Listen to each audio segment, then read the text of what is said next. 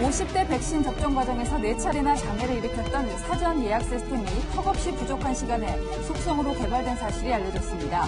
접속자 수 예측도 잘못됐고 테스트 시간도 부족해 갖가지 오류가 날 수밖에 없었습니다. 제주에서 전 동거녀의 중학생 아들을 살해한 피의자 백모 씨가 애초 진술과 달리 범행 전 미리 청테이프를 구입한 사실이 채널A 취재 결과 확인됐습니다. 16살 중학생을 살릴 수 있었던 안타까운 기회들을 사건을 보도해서 들여다봤습니다. 한 판에 7,000원이 넘는 계란값 보공 행진이 6개월째 계속되고 있습니다. 정부는 6월이면 안정세를 찾을 것이라고 전망했지만 현실은 달랐습니다. 그 이유를 따져봤습니다. 국내에는 코로나19 4차 유행이 계속되고 있습니다. 오늘도 1,600명이 넘게 신규 확진자가 나왔는데요. 이 와중에 백신 접종 예약이 시작부터 먹통이었죠. 원성이 자자했습니다.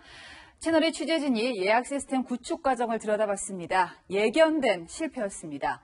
백신만 들여오면 얼마든지 맞출 수 있다. 정부가 큰 소리를 쳤지만 시간에 쫓기다가 졸속으로 추진했던 흔적들이 허다했습니다. 허욱 기자입니다. 백신 도입 상황에 따라 순차적으로 전 국민 대상으로 무료 접종을 추진할 계획입니다. 올해 초 전 국민의 코로나19 백신 접종 목표를 강조한 정부가 당장 필요했던 건 백신 사전 예약 시스템이었습니다. 그래서 질병청은 2월 초 한 중소업체와 사전 예약 시스템을 개발하는 위탁 계약을 체결했습니다.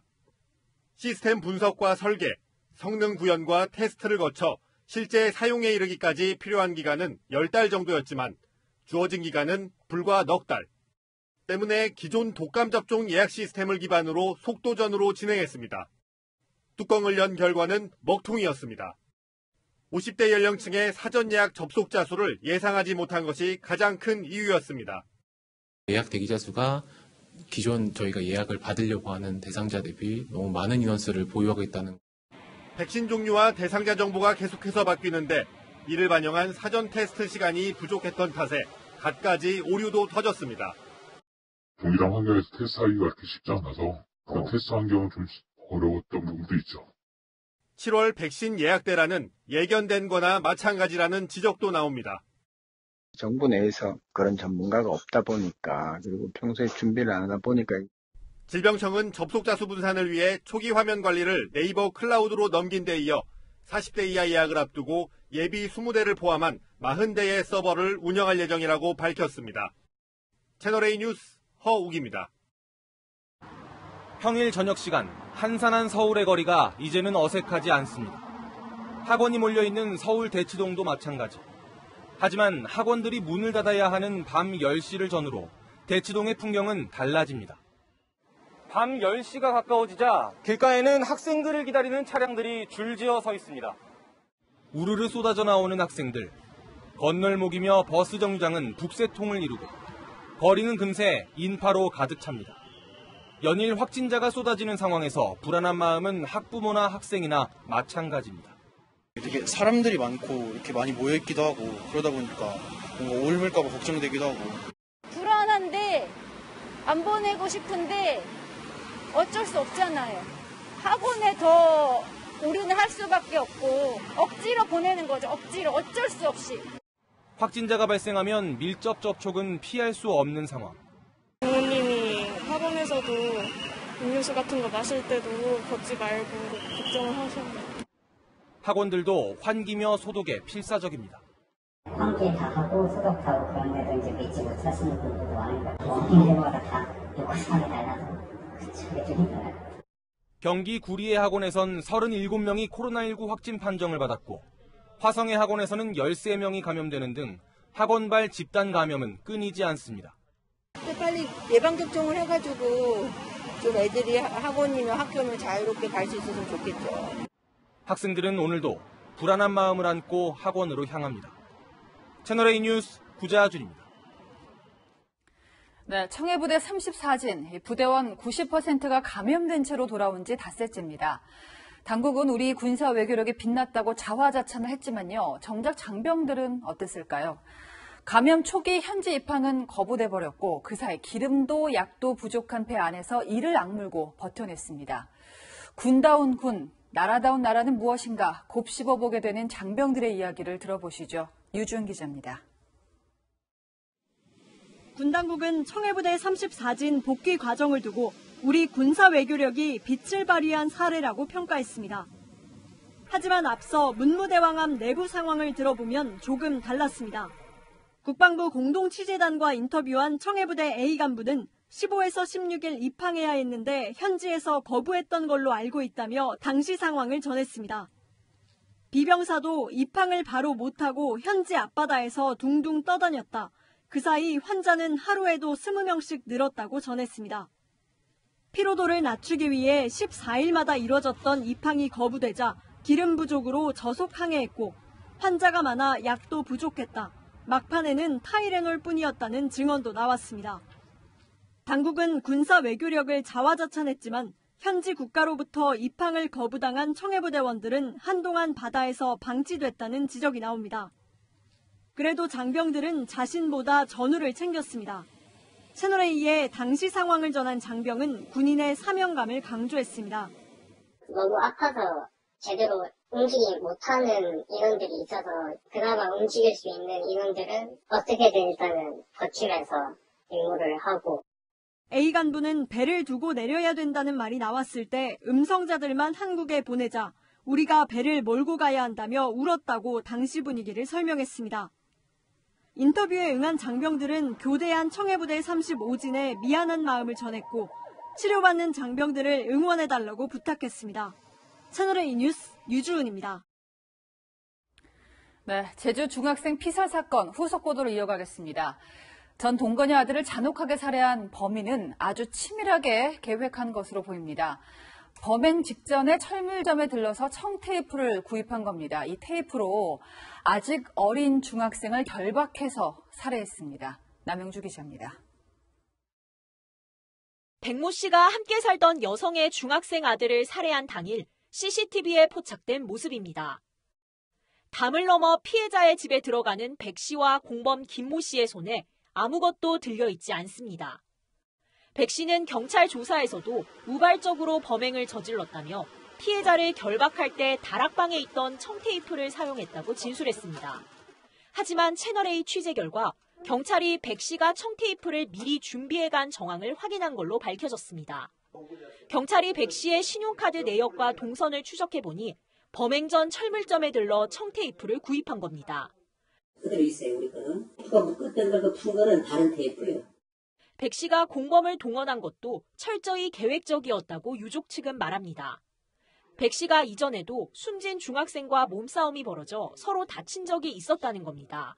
태도도 풀고, 피도 풀고, 태권도 뭐 주짓수도 좀 배웠어요. 우리가 들어왔다는 거는 어떻든 계획적인 범행을 해서.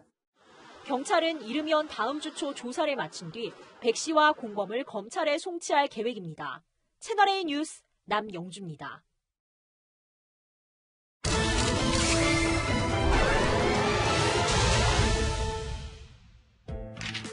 걱정 마. 엄마는 내가 지켜줄게. 16살 중학생 아들은 전 동거남에게 폭행을 당하던 엄마에게 늘 이렇게 이야기했습니다. 전 동거남에게 목이 졸려 죽음 직전까지 내몰렸을 때도, 신고를 하러 경찰서를 찾았을 때도 아들은 항상 엄마와 함께였습니다.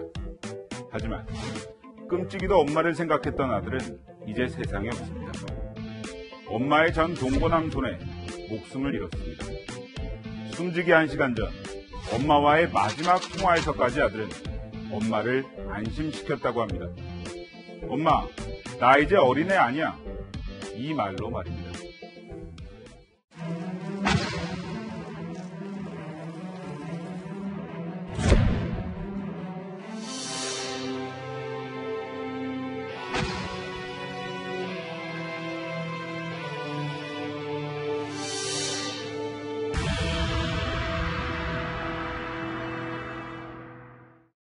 네, 이 학생을 생각하면 정말 마음이 아픕니다. 조금 전 리포트에서도 나왔지만은 잔혹성이 속속 드러나고 있죠. 네, 지난 18일 오후에 발생한 일입니다.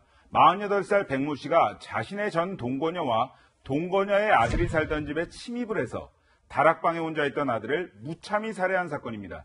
이날 밤 엄마가 퇴근해서 돌아왔을 때 숨진 아들은 결박된 채로 온몸에 멍이 들어 있었는데 부검 결과 사인은 목졸림에 의한 질식사였습니다.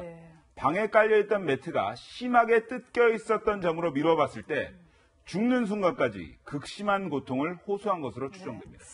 예고된 범죄였다, 막을 수 있는 범죄였다 이렇게 주장을 하고 있는데요. 그 이유가 뭔가요? 네, 피해자의 엄마와 백 씨는 2년여 동안 동거를 했습니다. 그런데 지난 5월 둘의 사이가 멀어지면서 백 씨가 집을 나갔는데 그때부터 백 씨의 폭력이 시작됩니다.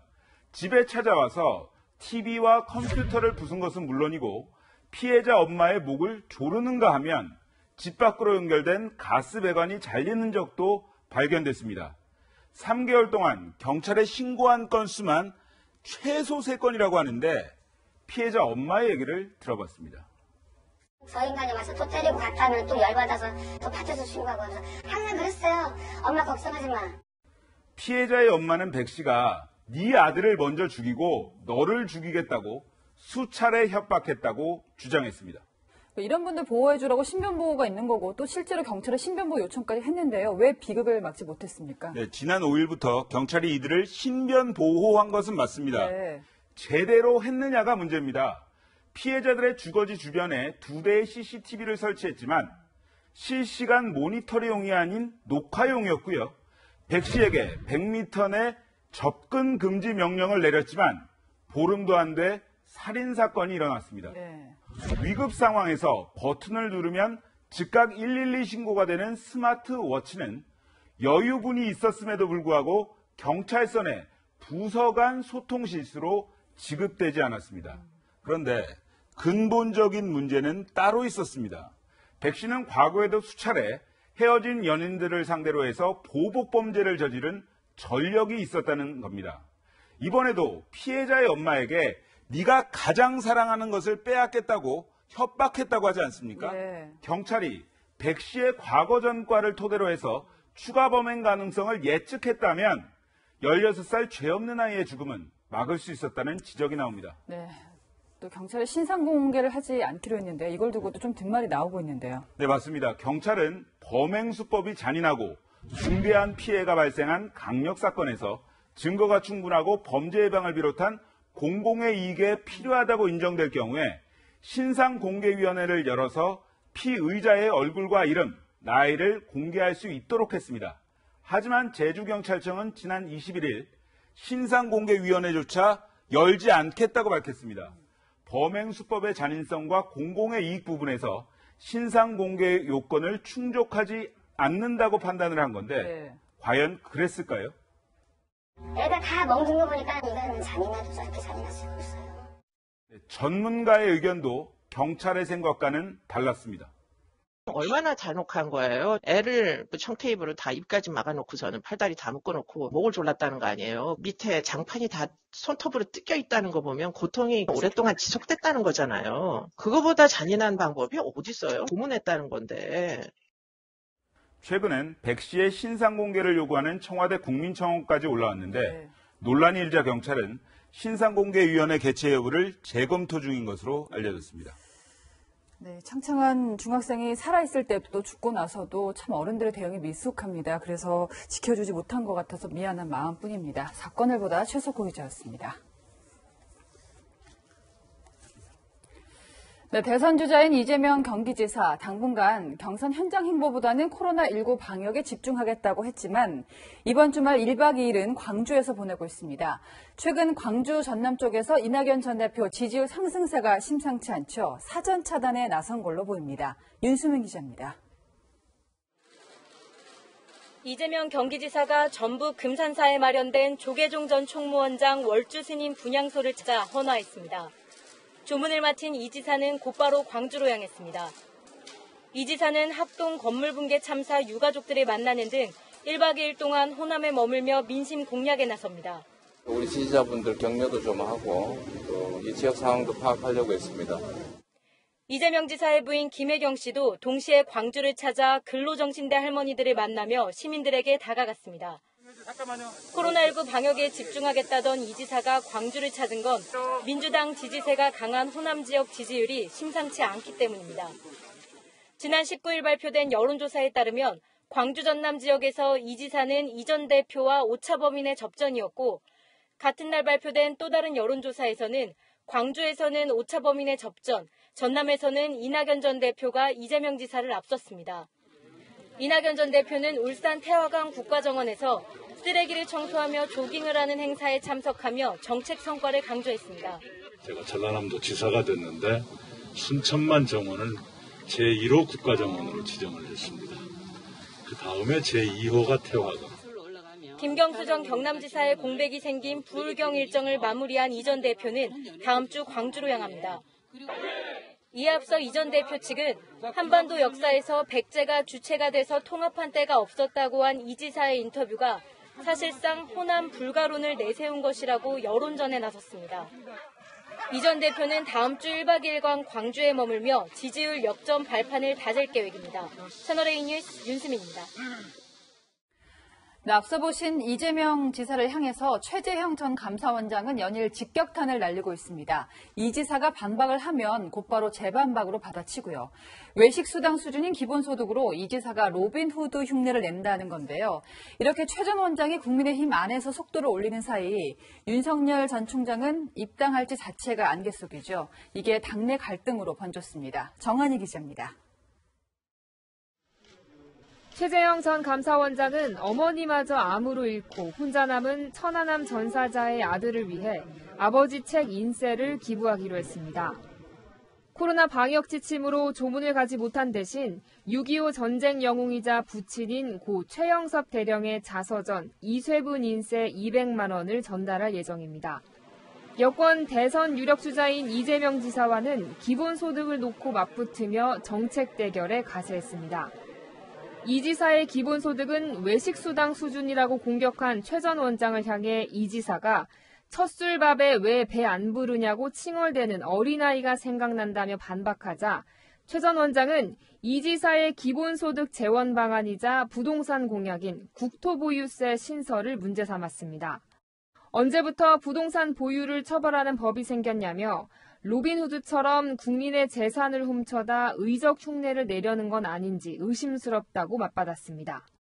여권 내 지지율 선두인 이 지사를 공격해 존재감을 끌어올리면서 국민의힘 보수 지지층을 동시에 공략한 겁니다.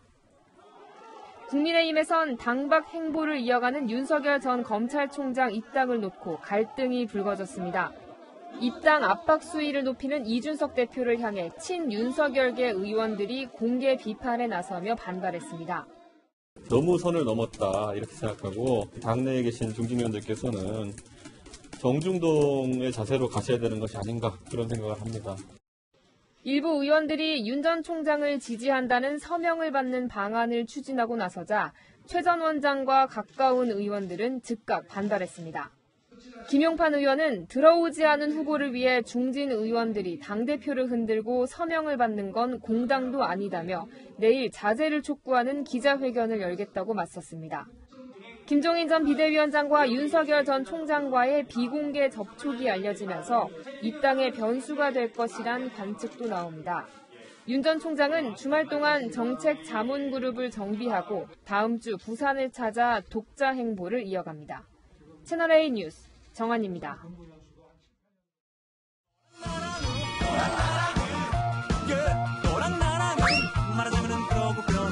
열왕전화 시작하겠습니다. 오늘은 최선 기자와 함께하겠습니다. 첫 번째 주제는요. 자, 이제 전 경남지사가 됐습니다. 김경수 전 경남지사. 지금 지켜달라고 당부한 사람 있죠? 네, 바로 문재인 대통령입니다. 네, 어제 이낙연 전 더불어민주당 대표랑 통화를 하면서 김경수 전 지사가 했다는 말인데요. 지금 어떤 이유 때문에 논란이 되고 있습니까? 네, 이낙연 전 대표 측 최인호 의원이 어젯밤 SNS에 김경수 전 경남지사와 이낙연 전 대표와의 통화 내용을 자세히 소개했는데요. 네. 마지막에 문재인 대통령을 잘 지켜달라는 김 전 지사의 당부까지 공개하며 김경수, 이낙연, 문재인 그리고 당원들은 하나가 되었다고 썼습니다. 네.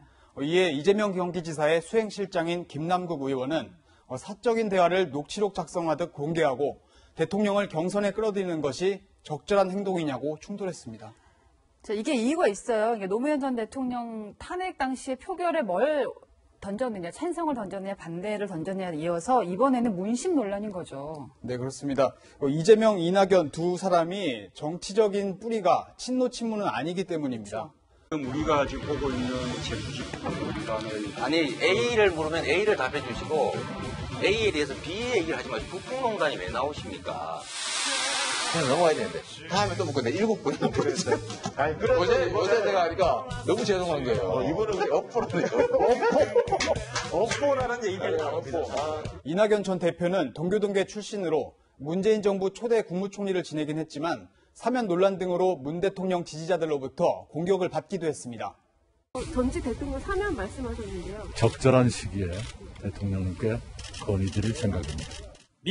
민주당의 적통을 잇는 주인공이자 야당을 꺾을 수 있는 유일한 후보는 이낙연. 네, 민주당 대선 경선에서 초반부터 적통 논쟁이 있긴 했습니다. 이제 김경수 전 지사 재판 결과가 분기점이 될 것으로 보였는데 어떤 이유들을 짚어볼 수 있을까요? 임기 말이지만 문재인 대통령의 지지율은 40%를 회복한 상태입니다. 여기에 김경수 전 지사 판결로 당내 주류인 친문은 구심점을 잃었습니다. 후보 개인의 역량도 중요하지만 결국은 누가 돼도 민주당 후보가 되는 만큼 민주당 주류 지지를 얻기 위한 적통 논쟁이 불가피했던 셈입니다. 자, 다음 주제 보겠습니다. 자, 5글자입니다. 뭐가 항정 대상이냐. 지금 법사위원장 얘기인데요. 내년 6월부터는 야당이 맡아서 하기로 했었는데 그 자리 얘기하는 거죠? 네, 맞습니다. 우선 영상부터 보시죠. 수고했습니다. 21대 국회 후반기 법사위원장은 우리 국민의힘이 맡도록 한다는 내용을 명시했고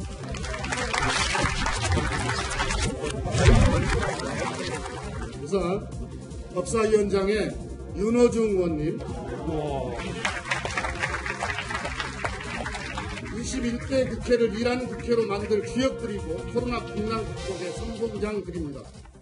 많은 위원장 자리가 있지만 그중에서 법사위원장을 가지고 오면 박수를 받을 정도로 여야 모두가 중요하게 생각하는 자리인 거죠. 네, 그렇습니다. 어제 합의로 법사위원장의 일부 권한을 축소하는 조건으로 내년 대선 이후 6월부터는 야당 몫으로 돌아가게 되는데요. 각 상임위에서 제출된 법안을 본회의 표결로 넘기기 전에 마지막 관문 역할을 하는 만큼 중요한 건 마찬가지입니다. 지금 이 자리를 국민의힘에 넘긴다고 하니 민주당원들이 난리가 났습니다. 국민의힘 측에서 지난 1년 동안 생떼를 쓰며 장물 운운했던 법사위원장만큼은 흥정의 대상이 아님을 분명히 말씀드립니다. 어제 합의로 인해서 민주당 당원 게시판에는 도둑에게 열쇠도 안방도 다 줬다. 법사위가 노름의 흥정 대상이 될 정도로 가볍냐는 비판이 쏟아졌고 당 지도부와 대선 경선 주자들까지 문자 폭탄에 몸살을 앓고 있습니다. 여당 독주라는 오명을 벗기 위한 진통이 시작된 것 같습니다. 네. 그 법사위원장 자리를 안 주면은 여당 독주라는 비판을 받게 되고 또 넘겨주자니 당내에서 비판을 받게 되는 양쪽으로 끼인 상황인 거군요. 지금까지 어랑야랑이었습니다. 네, 요새 또 하나 걱정이 더위입니다. 폭염 때문에요. 벌써 바다가 절절 끓습니다. 수온이 30도를 넘으면서 못 견딘 물고기 무려 수천만 마리가 떼죽음을 당할 위기에 처했습니다. 공국진 기자입니다. 줄돔 25만 마리를 키우는 가두리 양식장. 산소 발생기가 연신 거품을 내뿜습니다. 수온이 30도를 넘으면서 고수온주의보 발령 기준인 28도를 훌쩍 넘긴 상황. 물속 산소가 부족해 어류가 폐사할 가능성이 커졌기 때문입니다. 수온이 오르자 직사광선을 막기 위해 양식장에는 이렇게 차광막이 설치됐습니다. 금년에도 30도는 오르라고 생각하고 있습니다. 모두 사람도 힘든데 고기라고 안 힘들겠어요. 지금 영양제도 최고급으로 해서 먹이고 있습니다. 국립수산과학원은 전남 연안에 이어 제주 연안과 서해 남해 서부에 고수온 경보와 주의보를 발령한 데 이어 오늘 오후 경북 울진과 부산 청사포 등 동해 중남부 연안에도 고수온 주의보를 발령했습니다. 고수온 현상이 예년보다 일찍 시작되면서 어민들은 초비상입니다. 전국 양식장에서 물고기 1,680만 마리가 폐사한 2018년 때보다 피해가 더 커지지 않을까 걱정이 큽니다. 2018년도하고 비교해서도 지금 고수온 진행 속도가 한 일주일 정도 빠른 상황이거든요. 심각하다고도 할 수 있죠. 지방자치단체에선 피해 최소화를 위해 수산물 재해보험 가입을 독려하고 있지만 낮은 참여율이 발목을 잡고 있습니다. 매년 수백만 원 넘는 보험료를 내야 하는 부담 탓에 가입률은 30%도 미치지 못하고 있습니다. 채널A 뉴스 공진입니다. 인간이 코로나와 싸우는 동안 닭 1,700만 마리가 조루 인플루엔자 때문에 산채로 묻혔습니다. 계란값이 껑충 뛴 이유인데요. 정부는 6월 말쯤이면 계란값이 잡힌다고 했지만 어디 그렇습니까? 왜 그럴까? 그 이유를 따져봤더니 정부가 신중한 검토나 계획도 없이 말부터 앞섰습니다. 김단비 기자입니다. 정부가 지난 4월 발표한 계란 가격 안정 추진 계획입니다. 6월 중 평년 수준을 회복할 것이라고 전망했습니다. 열흘 뒤 내놓은 농축산물 수급 동향 자료에도 낙관적인 전망이 담겼습니다. 하지만 정부의 이런 예상과 달리 7,000원대로 오른 계란값은 내려올 줄 모릅니다. 수입 계란 규모를 늘리고 할인 행사도 벌였지만 한 번 오른 계란값은 요지부동입니다. 6개월째 계란값이 고공행진하는 이유는 무엇일까? 양기업 관계자에게 물어봤습니다. 40% 받았어요. 60% 더 받아야 돼요. 사채로 이제 아는 지인한테 1억 5천 빌려서 일부 자금 나온 걸로 해가지고 지금 일단 닭은 두둑 넣었어요. 키운 닭을 모두 잃은 농가는 정부 보상금이 유일한 희망이지만 보상금 지급이 100% 이루어진 농가는 198곳 중 60곳이었습니다. 여기에 산란계 가격은 작년보다 2배 올라 보상금을 채 못 받은 농가는 빚을 내 닭장을 채우거나 사육마리수를 줄일 수밖에 없습니다. 닭장을 계속 몰리고 있을 수는 없으니까 울며 겨자 먹고로 지금 일부 보상금 받은 거하고 입식자금 받고 막 빚 없고 해가지고 지금 닭은 채우는 상태예요. 농식품부는 농가의 증빙서류 제출이 늦어지면서 심사 시작이 늦어진 탓도 있고 보상금 지급에 필요한 지자체 예산 확보가 늦어진 점도 있다고 설명했습니다. 양계 농가는 보상 절차 행정 간소화 같은 특단의 조치 없이는 올 추석까지도 가격 안정은 어려울 것이라고 입을 모읍니다. 채널A 뉴스 김탄비입니다.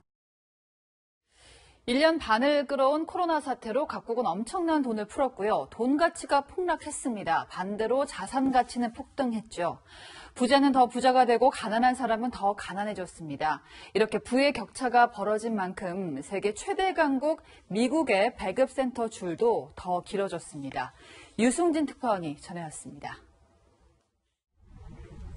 이른 아침 장바구니와 카트를 챙겨온 주민들이 길게 줄을 섰고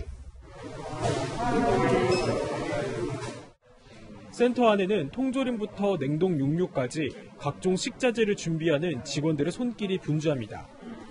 저소득층을 중심으로 사전 등록된 수급자들은 이곳 배급센터에서 주 1회 음식을 받아갑니다.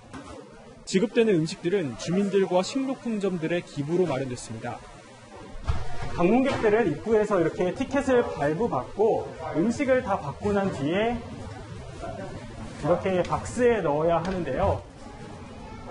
3인 이하의 가족에게는 하늘색 티켓을, 4인 이상의 가족에게는 주황색 티켓을 배부해 음식의 양을 조절하고 있습니다. 감염 예방을 위해 배달 서비스도 시작했습니다. 4 different locations. These are people who need the food, but they're unable to come pick it up for themselves. 일자리를 잃은 주민들이 속출하면서 수급자 수는 대폭 늘었습니다. I work in catering. So catering, it's a lot of people for work, and they stopped since February. It's good that we can come here, get some fresh food, to get a healthy meal. 봉쇄 해제로 회복세에 접어들었다는 미국 경제는 이들에게 딴 세상 얘기입니다. So at the peak of the pandemic, we saw about a 50% increase in people who referred to us. Right now, the number has gone down. Maybe it's still about 20-25% higher than before the pandemic. 경제 회복이 오히려 달갑지 않은 사람들도 있습니다. 그동안 감염 확산을 막기 위해 정부 지원으로 빈 호텔에서 지냈던 노숙자들입니다. It's like COVID was such a horrible thing, but like it did give us this beautiful blessing at the same time. 관광객이 몰려오면서 쫓겨날 처지가 됐습니다. There's no privacy in the shelter. I feel more like a regular person being in a hotel than being in the shelter. 1년 반을 넘어선 코로나 대유행. 부익부 빈익빈의 주름은 깊어지고 있습니다. 워싱턴에서 채널A 뉴스 유승지입니다. 네, 전 세계 스타로 자리 잡은 BTS는 친한 친구처럼 SNS로 팬들과 소통을 합니다. 요즘 스타들한테는요, 이 신비주의가 구닥다리 전유물처럼 들릴 수도 있다는데요. 이현용 기자가 K-팝 아이돌의 소통 방정식을 알아봤습니다. 10대와 20대의 이야기를 연작 앨범으로 담아온 BTS. 이들과 함께 성장한 이들도 팬들입니다. 지난 2013년 데뷔한 BTS는 SNS로 일상을 공유해왔습니다. 올해 초 데뷔한 아이돌 그룹의 연습 현장입니다. 10대의 이야기를 담은 노랫말과 힘찬 춤동작, 팬들과의 소통도 10대답습니다. 인터넷 영상으로 비대면 사인회를 하고 메신저 단체 채팅방에서 팬들의 이야기에 귀 기울입니다. 카카오톡이나 메신저를 통해 연락을 한다는 게 생소하고 그런 느낌이 많았는데 진심이 많이 담긴 메시지들을 보내주시니까 가볍게 생각할 수 있는 그런 마음들이 아니더라고요. 새 앨범을 준비하는 틈틈이 시간을 내 매주 3차례 1시간씩 정성을 담습니다. 예전에는 신비주의라는 말이 있었는데 사소한 거라도 알려드리고 또 듣고 싶은 마음이 크기 때문에 신비주의랑은 지금은 거리가 좀 있지 않을까 싶네요. 숙소 앞에 찾아가서 기다려 얼굴을 보던 문화도 옛말.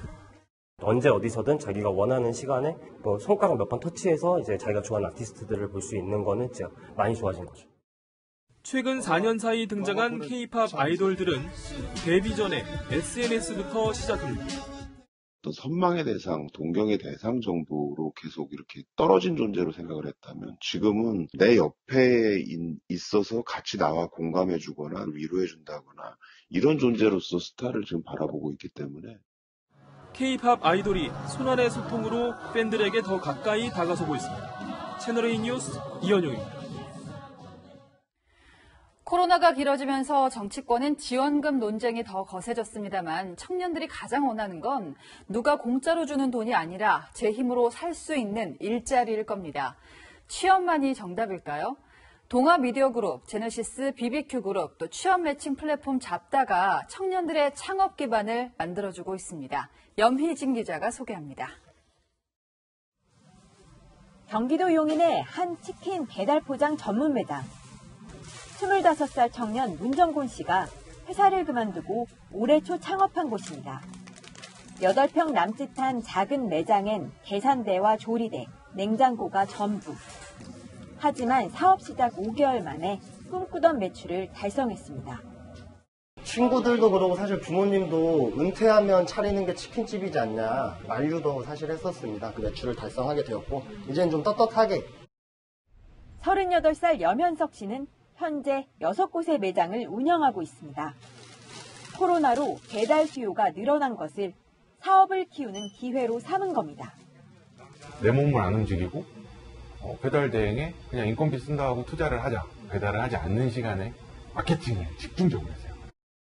이렇게 창업으로 스스로 서는 청년들이 많아지도록 동아미디어그룹과 제너시스 BBQ그룹, 취업 매칭 플랫폼 잡다가 힘을 보탭니다. 청년 스마일 프로젝트를 통해 치킨 배달 포장 전문 매장을 운영할 2030 세대 200팀 400명을 선발해 팀마다 약 8천만 원 상당의 점포 개설 비용과 운영자금 등을 지원합니다.